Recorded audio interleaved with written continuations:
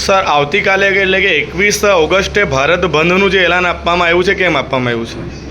થોડા સમય પહેલાં સુપ્રીમ કોર્ટ દ્વારા જાહેર કરવામાં આવ્યું હતું કે SC ST જે અનામત આપવામાં આવી છે એમાં જાતિ આધારિત અનામત આપવી જોઈએ અને સાથે સાથે એમાં ક્રિમી લેયર પણ દાખલ કરવું જોઈએ એવું સુપ્રીમ કોર્ટે ટિપ્પણી કરી છે.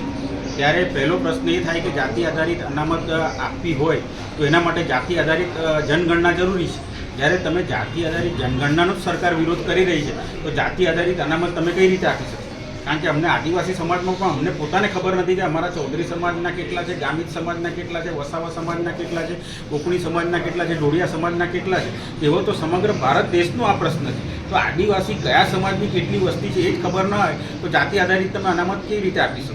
એક મારો પહેલો આર્ગ્યુમેન્ટ આ છે. અને બીજો આર્ગ્યુમેન્ટ અમારો એ છે આદિવાસી સમાજ તરીકે કે અમને જે આદિવાસી હોવાનો અધિકાર મળ્યો છે એ અમને જન્મ દ્વારા મળ્યો છે. આદિવાસી માના કુખે જન્મ લેવાને આદિવાસીનું પ્રમાણપત્ર મળે છે. તો જે અમને અધિકાર જન્મના આધારે મળ્યો હોય એમાં ક્રિમી લેયર કઈ રીતે આવી શકે?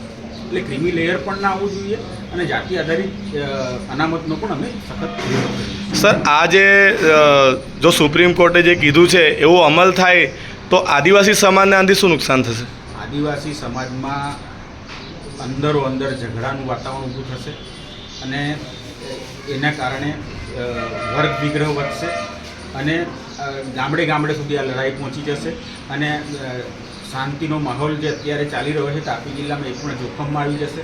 અને બીજી વસ્તુ એ છે કે ક્રિમી લેયરની વાત કરી છે તો ક્રિમી લેયરમાં એક કુટુંબમાં ધારો કે એક જણને લાભ મળ્યો હોય તો એને કારણે બીજાને લાભ નહીં મળે તો ભાઈ ભાઈમાં પણ ઝઘડા થશે અને પરિવાર આખું પણ એકબીજાની સાથે લડાઈ ઝઘડામાં ઓતપ્રોત થઈ જાય એવું વાતાવરણ ઊભું થઈ રહ્યું છે. એટલે આ વસ્તુ ના થાય એ જ અમારા માટે સારું છે. એટલે અમે એનો વિરોધ કરીએ.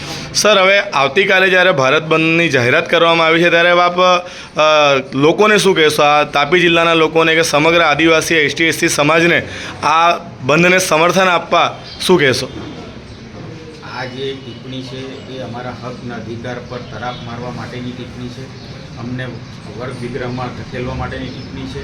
અમને અંદરો અંદર લડાઈને ઝઘડા કરાવવા માટેની આ ટિપ્પણી છે. જેનો અમે સખત વિરોધ કરીએ છીએ. એટલે હું તમામ સમાજને અપીલ કરું છું કે આમાં બધા એક થઈને આ બંને સહકાર આપે. જી સર, થેન્ક યુ.